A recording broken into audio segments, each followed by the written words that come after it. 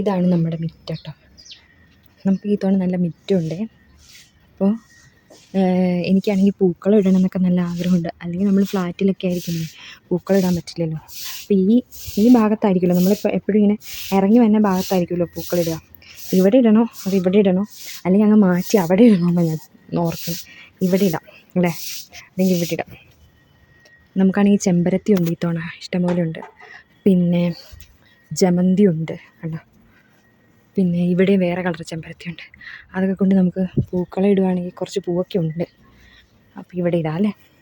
കാരണം ഇത് എന്തോ സെപ്റ്റിക് ടാങ്കിന് എന്തിൻ്റെയോ ഇതാണ്. ഇവർക്ക് ഈ കെനിയക്കാർക്ക് അങ്ങനത്തെ ഡ്രെയിനേജ് ഫ്രണ്ടിൽ വന്നാൽ കുഴപ്പമുണ്ട്, അങ്ങനെയൊന്നുമില്ല നമ്മളെപ്പോലെ. അതുകൊണ്ട് നമുക്കിവിടെ ഇടാം, അല്ലെങ്കിൽ ഇവിടെ ഇടാം.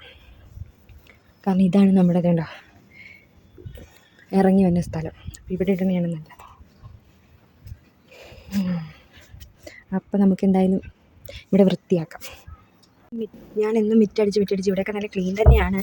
പക്ഷേ ഈ പൂവില്ലേ, ഈ പൂ ഇങ്ങനെ വീഴും, അതിൻ്റെ ഒരു കുഴപ്പമുള്ളൂ. അതെന്തായാലും അടിച്ച് കളഞ്ഞേക്കാം.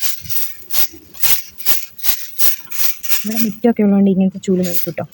ഈ ചൂലിനോട് വലിയ വിലയൊന്നുമില്ല കേട്ടോ. 125 ഷില്ലിങ്സ്.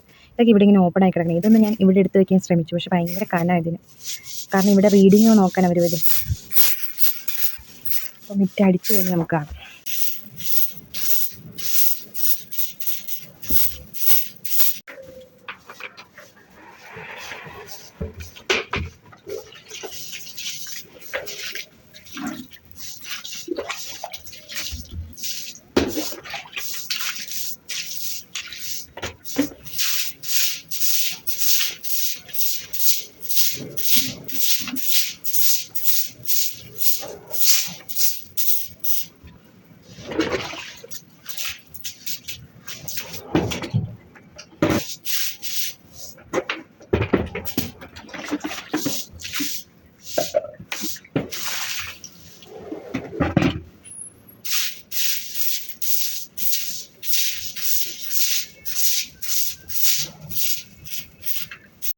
അടിച്ച് കഴുകി നല്ല ക്ലീൻ ആക്കിയിട്ടുണ്ട് കേട്ടോ.